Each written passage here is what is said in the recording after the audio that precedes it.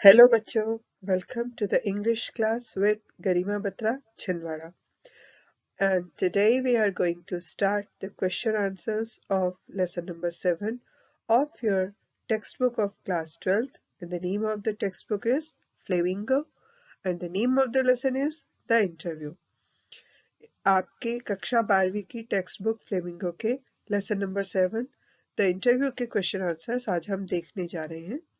उसके पहले मैं उसकी एक शॉर्ट समरी आपको बता देती हूँ कि इंटरव्यू देना आजकल आम बात हो गई है। जो लोग इंटरव्यू को सकारात्मक रूप से देखते हैं वो ये मानते हैं कि ये उन्हें सत्य और कला का स्रोत मानते हैं। इंटरव्यू पर नकारात्मक विचारों में एक राय ये है कि ये अवांछित है, अकारण है और अनावश्यक घुसपैठ है और एक व्यक्ति के निजी जीवन में आक्रमण है। ये घायल और बर्बाद करके छोड़ देते हैं। कुछ ऐसे भी हैं जिन्होंने इंटरव्यू को एक कठिन परीक्षा माना है और कुछ लोग ये मानते हैं कि इंटरव्यू ऐसा होता है जैसे कि आपकी सांस की नली पर कोई अंगूठा रख दे और आपकी सांस या आपका दम घुटने लगे। लेकिन आधुनिक दुनिया में इंटरव्यू कम्युनिकेशन का एक बहुत ही यूजफुल माध्यम है और हमारे कंटेम्पररीज या हमारे समकालीनों के जो प्रभाव को बनाने में मदद करता है। इससे हमें अपने कंटेम्पररीज के बारे में पता चलता है। साक्षात्कार का सारांश है जो उसका भाग 2 है वो ऐसा है कि ये प्रोफेसर अम्बर्टो इको के एक इंटरव्यू का अंश है। उनका इंटरव्यू मुकुंद पद्मनाभन ने लिया था। तो इसमें अम्बर्टो ने अपनी रुचियों को, अपनी शैली को और उन्होंने एक जो नॉवेल लिखा था द नेम ऑफ द रोज उसकी सफलता के बारे में बात की है। उनका कहना है कि उनके मुख्य हित दार्शनिक और नैतिक हैं और ये उनके अकादमिक कार्यों और उपन्यासों के प्रमुख विषय भी हैं। यहाँ तक कि बच्चों के बारे में उनकी किताबें भी अहिंसा और शांति के बारे में हैं। अम्बर्टो इको कहते हैं कि उनके कार्यों में एक चंचल और व्यक्तिगत गुण है जो अपनाया गया है। जब उन्होंने अपनी डॉक्टरेट थीसिस जमा की तो उन्होंने अपनी शैली की खोज की और उनकी थीसिस ने उनके शोध, उनके परीक्षणों और त्रुटियों की एक कहानी सुनाई। फिर उन्होंने वर्णन के लिए स्वाद पर विकास किया, इसलिए उनके शैक्षणिक कार्य जो है वो शुष्क और उबाऊ नहीं है। मतलब वो ये कहना चाह रहे हैं कि जो भी उन्होंने थीसिस लिखी वो बोरिंग नहीं है। आगे वो विस्तार से ये बताते हैं कि कैसे दो अलग अलग कार्यों के बीच में वो एक छोटे से समय का उपयोग करते हैं जो अन्य लोगों की गलत धारणा देता है कि आखिर वो इतने सारे काम एक साथ कैसे कर लेते हैं, वो लिखने का काम इतना ज्यादा कैसे कर लेते हैं।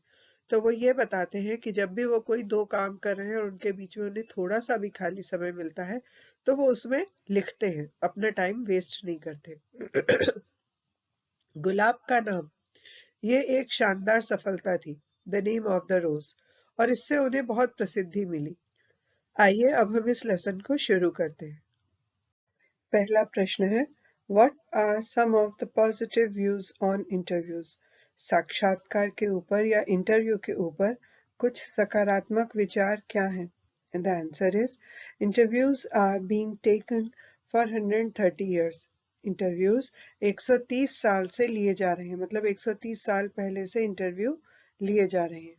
Interviews are very important part of journalism. साक्षात्कार पत्रकारिता का एक बहुत ही महत्वपूर्ण हिस्सा है। It is considered as an art. इसे एक कला माना जाता है, मतलब इंटरव्यू लेना भी एक कला है। And a source of truth, और इसे सत्य का स्रोत भी माना जाता है, मतलब इंटरव्यू लेने से आपको सच्चाई का भी पता चलता है। Dennis Brian has stated that in today's world we get to know our contemporaries through their interviews. Dennis Brian ने कहा है कि आज की दुनिया में हम अपने कंटेम्पररी का मतलब होता है अपने समकालीन, आपके समय के जो आपके युग के जो लोग हैं उनके बारे में आप जान सकते हो थ्रू देयर इंटरव्यूज, उनके साक्षात्कार के माध्यम से। मतलब जिन लोगों से आप खुद भी जाके नहीं मिल सकते, पूछ नहीं सकते, उनके इंटरव्यूज जब टीवी पर आते हैं या पब्लिश होते हैं तो आपको उनके बारे में पता चलता है। तो इंटरव्यू इन सब चीजों के लिए बहुत ही ज्यादा महत्वपूर्ण होते हैं। अगला प्रश्न है why do most celebrity writers despise being interviewed. Despise का अर्थ होता है घृणा करना या चिढ़ना। तो अधिकांश सेलिब्रिटी यानी जो अपने क्षेत्र में बहुत प्रसिद्ध हैं, जिनकी पॉपुलैरिटी बहुत ज़्यादा है, ऐसे लोग इंटरव्यू से घृणा क्यों करते हैं? तो celebrity writers believe that interviews interfere in their private lives. Celebrity लेखकों का मानना है कि साक्षात्कार उनके निजी जीवन में हस्तक्षेप करते हैं। They feel themselves as victims of interview. वे खुद को इंटरव्यू का शिकार महसूस करते हैं। विक्टिम यानी जो कोई जिसके साथ कुछ बुरा हुआ हो, उसे हम बोलते हैं विक्टिम। तो ऐसे वो ऐसा महसूस करते हैं जैसे उनके साथ बहुत बुरा हुआ जब इंटरव्यू होता है। They think that the interview diminishes them. वह ऐसा महसूस करते हैं जैसे कि साक्षात्कार ने उन्हें कुछ खत्म कर दिया हो, उनका कुछ कम कर दिया हो। Just like some ancient cultures believed that a portrait of a person takes away his soul. बिल्कुल वैसे ही जैसे कि कुछ प्राचीन संस्कृतियां ऐसा मानती हैं कि यदि आप किसी व्यक्ति का पोर्ट्रेट मतलब उसका अगर चित्र उसको देखकर बनाते हो तो उससे उनकी आत्मा छिन जाती है। V.S. Naipaul has claimed that interviews leave them wounded. V.S. Naipaul ने यह दावा किया है कि साक्षात्कार उन्हें घायल कर देता है। Rudyard Kipling has referred to it as a crime and an immoral act. जबकि रडियार्ड किपलिंग ऐसा मानते हैं कि ये एक अपराध है, मतलब इंटरव्यू लेने को एक अपराध मानते हैं और एक अनैतिक कार्य मानते हैं। What is the belief in some primitive cultures about being photographed? कुछ आदिम संस्कृतियों का फोटोग्राफ खींचने के बारे में क्या विश्वास है? And the answer is, some primitive cultures believed that getting oneself photographed would rob them of their souls. कुछ आदिम संस्कृतियों का ये मानना है कि खुद की फोटो खिंचवाने से उनकी आत्मा छिन जाएगी। या इसी आंसर को हम इन शब्दों में भी लिख सकते हैं जो कि आपने पिछले आंसर में भी लिखा है। Some ancient cultures believed that a portrait of a person takes away his soul. कुछ प्राचीन संस्कृतियों का मानना है कि किसी व्यक्ति का चित्र उसकी आत्मा को उससे दूर ले जाता है या छीन लेता है। नेक्स्ट क्वेश्चन है, why did Umberto Eco prefer himself to be called an academician than a novelist? Umberto Eco ने स्वयं को उपन्यासकार की अपेक्षा शिक्षाविद कहलवाना क्यों पसंद किया? And the answer is, Umberto Eco was famous as a novelist, but he preferred to be an academician. Umberto Eco एक उपन्यासकार के रूप में प्रसिद्ध थे, लेकिन उन्होंने एक शिक्षाविद बनना पसंद किया क्योंकि for the first 50 years of his life he worked in academics. क्योंकि अपने जीवन के पहले 50 वर्षों में उन्होंने शिक्षाविद के रूप में काम किया या शिक्षा के क्षेत्र में काम किया। He wrote his first novel at the age of around 50 और अपना पहला उपन्यास उन्होंने 50 वर्ष की आयु में लिखा। इसीलिए वो एक नॉवेलिस्ट के अपेक्षा एक शिक्षाविद कहलवाना ज्यादा पसंद करते थे। अगला प्रश्न है, What do you understand by the expression thumbprints on his windpipe? उसकी श्वास नली पर अंगूठे का निशान। इस अभिव्यक्ति से आप क्या समझते हो? And the answer is, thumbprints on his windpipe. किसी के श्वास नली पर अंगूठे का निशान means का अर्थ है to choke or suffocate somebody by applying pressure on his throat. कि किसी के गले पर दबाव डालकर उसका दम घुटना या उसकी सांस रोकना। Saul Bellow uses this expression to refer to the pressure and discomfort felt by a celebrity while giving an interview.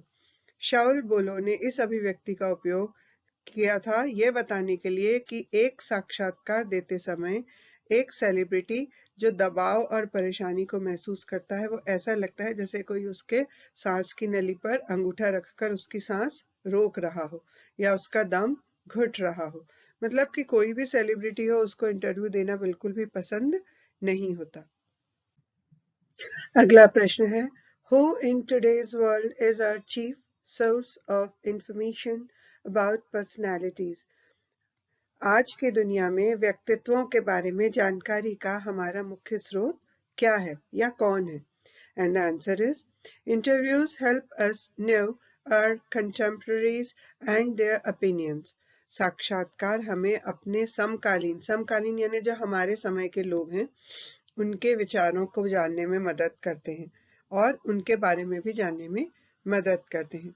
They are means of communication between the celebrities and the audience. तो वे मशहूर हस्तियों और दर्शकों के बीच संचार का साधन है. So the interviewer has a very special power. तो इसलिए जो साक्षात्कार लेते हैं साक्षात्कारकर्ता या इंटरव्यूअर के पास एक बहुत ही विशेष शक्ति होती है. And he is our chief source of information about personalities.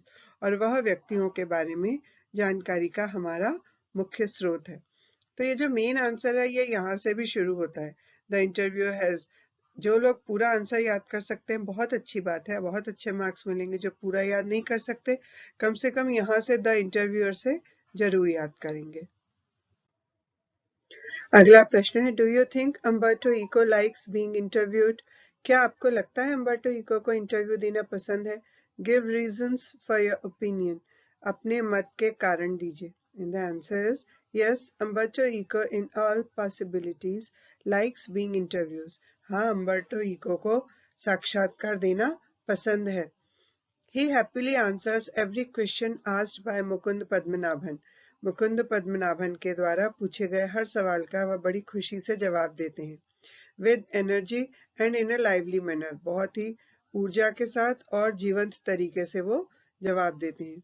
He does not seem scared about sharing his secrets, experiences and opinions with the interviewer. वह साक्षात्कारकर्ता के साथ अपने रहस्य, अनुभव और अपनी जो राय है उसे साझा करने से भी डरते नहीं हैं. There is no indication throughout the interview that he dislikes being interviewed. तो पूरे के पूरे इंटरव्यू के दौरान ऐसा कोई भी संकेत नहीं मिलता जिससे ऐसा लगे कि उन्हें साक्षात्कार पसंद नहीं है. मतलब कि उन्हें साक्षात्कार देना बहुत पसंद है. नेक्स्ट क्वेश्चन है, how does Eco find the time to write so much? इतना कुछ लिखने के लिए इको समय कैसे निकालते हैं? And the answer is during the interview. मतलब इंटरव्यू के दौरान Mukund Padmanabhan reiterates David Lodge's astonishment on Umberto Eco's large amount of works.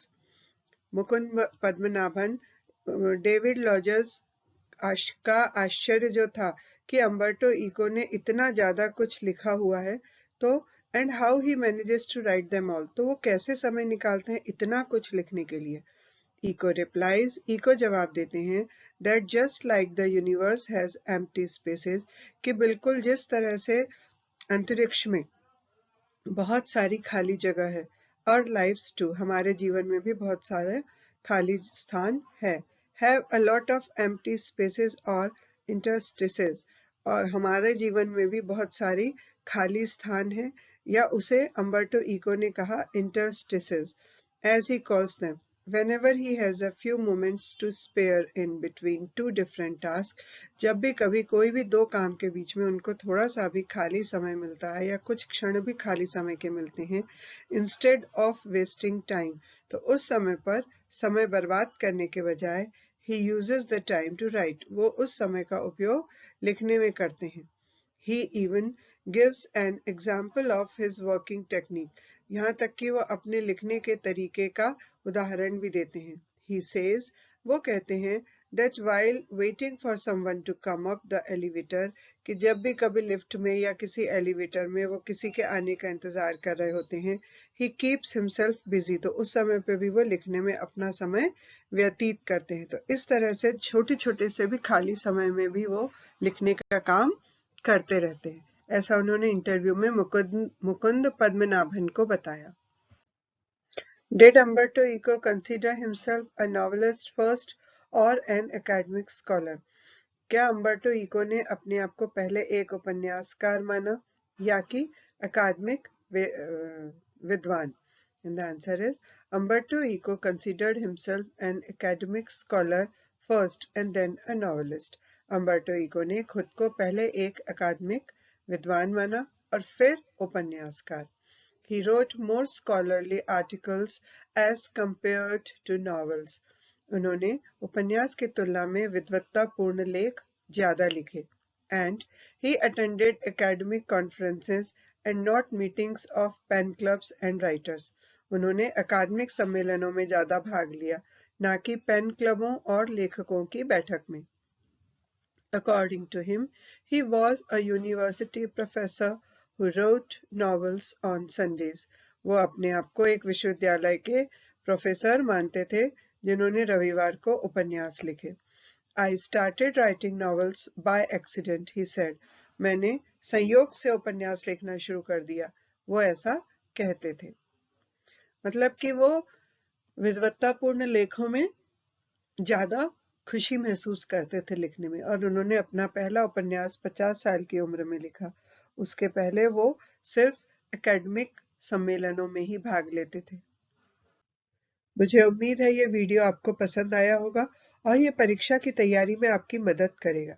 इसके आगे MCQs के और शॉर्ट आंसर क्वेश्चंस के और लेसन्स के भी वीडियो आएंगे जो कि क्लास 11th और 12th के पूरे कोर्स को कवर करेंगे. लेकिन वो पाने के लिए ये जरूरी है कि आप इस चैनल को सब्सक्राइब जरूर करें. Good luck for your exams.